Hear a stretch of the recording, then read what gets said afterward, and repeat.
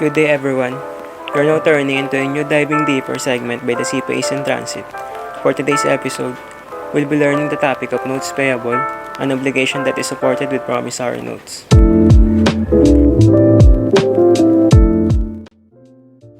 Notes payable. How is it measured? It is initially measured at fair value minus transaction cost. What does it mean? Initial measurement is kung magkano mo siya i-record the moment na nagbigay ka ng notes. Fair value is yung amount mismo less yung mga attributable costs na related doon like fees and commissions. The payables are classified into the following: short-term payables and long-term payable.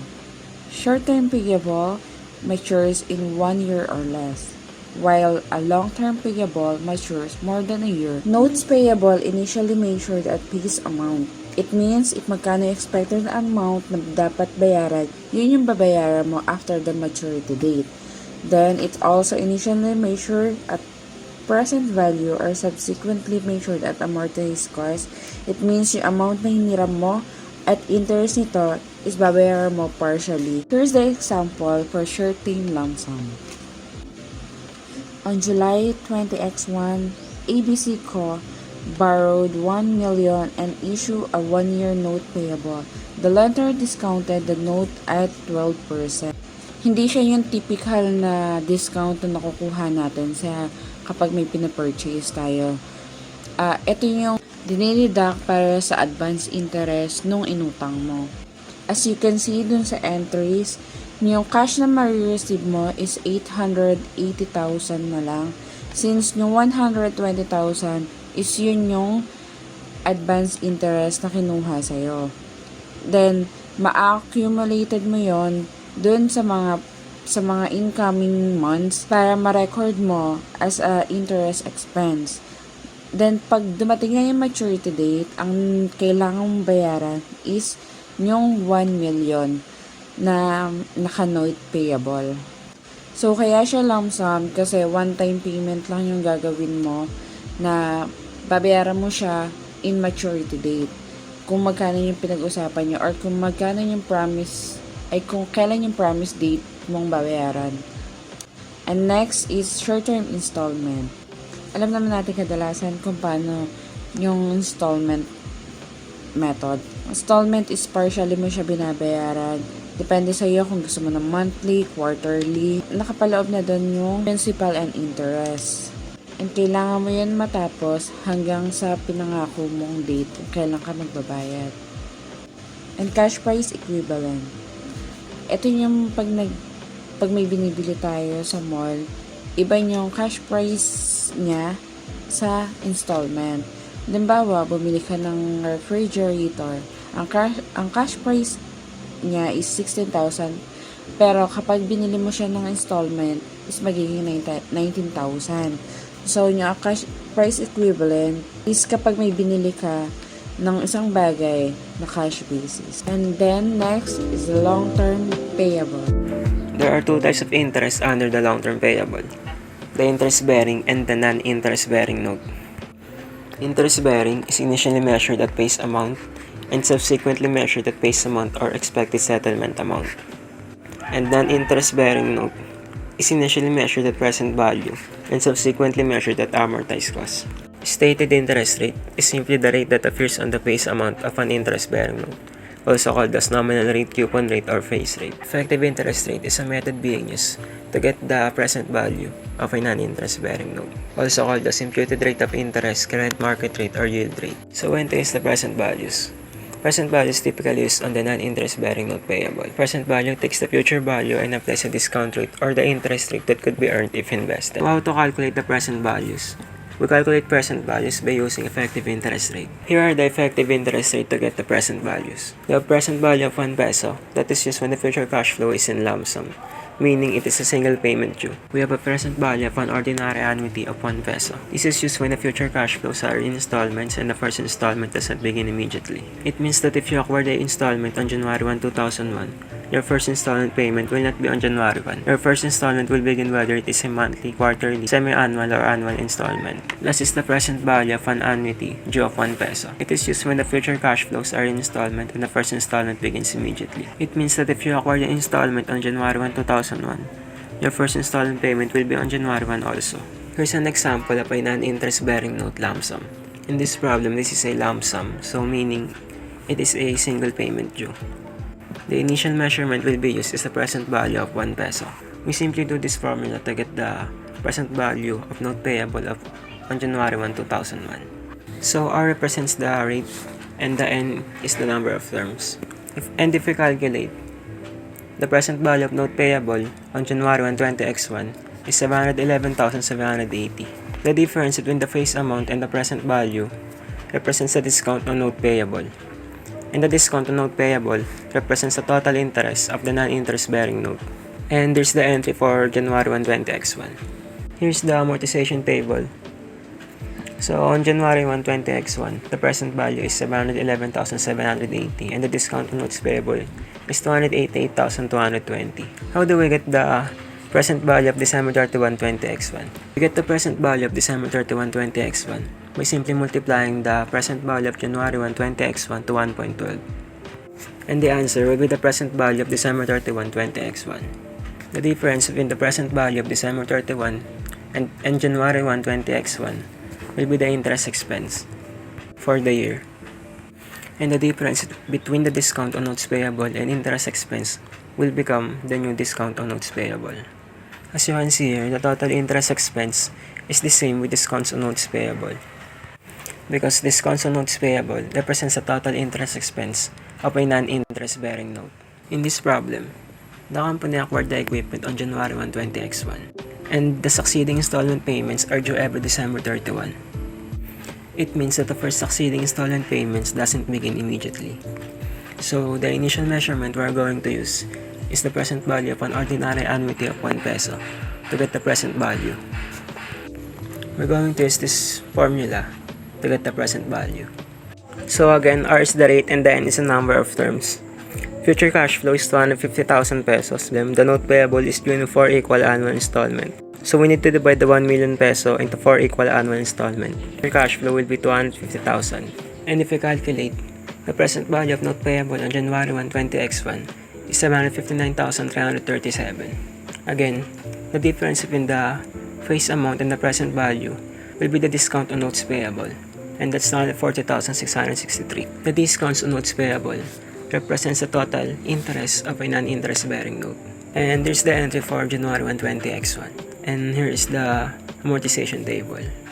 On December 31, 20x1, we pay the first installment payment, and that's 250,000 pesos. In order to get the interest expense, amortization cost, and present value on December 31, 20x1, we need to divide 250,000 pesos to 1.12 raised to the 4th power, and the answer will become the amortization cost. And the difference between the payment and amortization cost will become the interest expense. And the difference between the present value and the amortization cost will be the present value for December 31, 20x1. In order to get the interest expense, amortization cost, and present value on the following years of payment, you will simply replace the N based on the following year that you will paying. For example, on December 31, 20x2, your N will become 3, and on 2003, your N will become 2, and on 2004, your N will become 1. Here's an example of non-interest bearing note installment in advance. Sinasabi dito na yung company daw nag-acquire ng equipment noong January 1, 20x1 note payable due in 4 annual installment. Yung first installment is mag-due noong January 1, 20x1, meaning the first installment is begin immediately. So we use the present value of an annuity due of 1 peso to get the present value of the note. Ginamit namin yung formula na to para makalculate. R ay para sa rate at N naman ay para sa number of terms.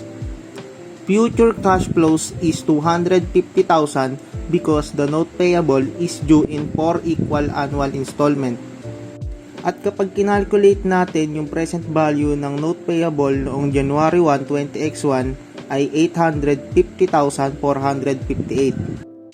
Ang difference ng face amount at present value is the discounts on notes payable, and the discounts on notes payable will be the total interest expense of the non-interest bearing note. And here's the entry for January 1, 20x1. Ito naman ay para sa amortization table. The first payment begins also on January 1, 20x1. 250,000 is also the amortization cost. Walang interest expense nung first payment kasi it incurred only after a passage of time. On December 31, 20x1, we pay the annual installment of 250,000. Para makuha yung amortization cost, we simply divide the annual installment of 250,000 to 1.12 raised to the third power. And the difference between the amortization cost on January 1, 20x1 and December 31 will become the interest expense. The difference between the present value on January 1, 20x1 and amortization cost of December 31 will be the present value on December 31, 20x1. We simply get the interest expense, amortization cost, and present value of the following years by simply replacing the end on the year based on your payment.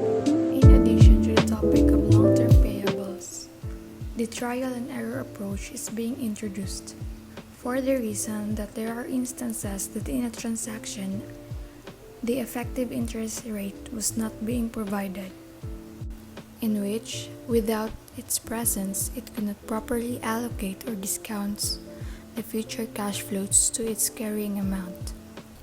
Take note that this approach engages in an inverse relationship, which means that if we need a higher present value, we will be using a lower interest rate and vice versa.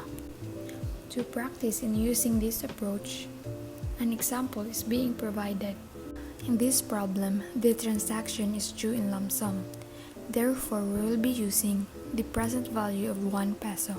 We will be using this formula. The X% represents the effective interest rate. So we will be trying the random rate of 10%. But based on the results, the amount is not equal to 1 million. In this case, we need a lower amount of present value. Therefore, we need to have an increase of interest rate. So let us try the 12%. With the use of 12%, we will be able to get the accurate amount needed, which is the 1 million. The next topic is loans payable, which is also similar to notes payable. It is supported by a formal promise to pay a certain amount at specific future dates. We usually hear or encounter this in banks, wherein they provide us financing options that suit in our needs, such as funding the business, moving or constructing a new house, owning a car within your reach, and even long-term personal plans. In loan processing, there is a service fee called the origination fee. These are being deducted from the carrying amount of the loan and is subsequently amortized using the effective interest method. Before you take the subsequent measurement, take note of the following concepts. It is called discounts if the carrying amount is less than the face amount, while it is called premium if it is greater than the face amount. Or it is also called discounts if the effective interest is higher than the nominal rate. Or it is called premium if the effective interest is lesser than the nominal rate. If the carrying amount is equal to the face amount, and consequently the effective interest is also equal to the nominal rate, therefore there is no discount or premium declared. Here the example. Initial measurement, hanapin natin yung carrying amount of loan on January 1, 20x1. Paano? Yung 3% na charge ng bangko, minus lang natin dun sa principal amount na 1 million. So, 970,000 na lang yung carrying amount ng ABC Corporation. Kumbaga, yun na lang yung marireceive ni ABC Corporation instead of 1 million. Pero yung utang pa rin ng ABC Corporation ay 1 million. Subsequently, measurement at amortize using effective interest method. Bago yun, hanapin muna natin yung effective interest rate. Dahil sa origination fee, yung stated rate na 10% ay hindi na equal sa effective interest rate. So, mababa or mataas sa 10%. The carrying amount ng ABC Corporation ay 970,000 is less than the face amount of 1 million. So, the loan issue at a discount. So, yung effective interest natin dapat mataas sa 10%. Computing future cash flow times PV factor at X% equal present value. Yung result dapat natin na makukuha ay equal sa 970,000 na present value. First trial using 11%, yung result mataas sa present value. Second trial using 12%, yung result mababa naman sa present value. Kapag ganito, perform interpolation formula like this. Yung result na nakuha natin ay 0.2357. Add lang natin dun sa 11%. So, yung effective interest rate natin ay 11.2357%. Here the amortization table installment. Interest expense equal face amount times nominal rate. Interest expense equal present value times effective interest rate. Amortization equal interest expense minus interest payment. See that on January 1, 20X1, the present value is 970,000. Ito yung cash na na-receive na ABC Corporation. And on January 1, 20X4 is 1 million. Ito naman yung binayaran ng ABC Corporation. Interest payment, 1 million pesos a month times 10% nominal rate equal 100,000. To get interest expense, present value 970,000 times effective interest rate natin equal 108,986. To get amortization, interest expense 108,986 minus interest payment 100,000 equal 8,986.